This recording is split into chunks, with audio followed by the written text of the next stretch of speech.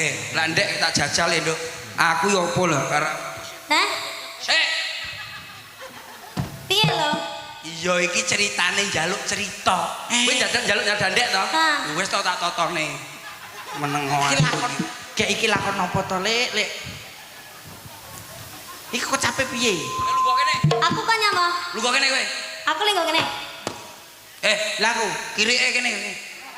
Masa aku yo pagah kirik perhewanan. Iya wacane yo dadine kaya ngono kok mangsamu iki keraton, iki ceritane iki anakku. Ana kraton ana kirike.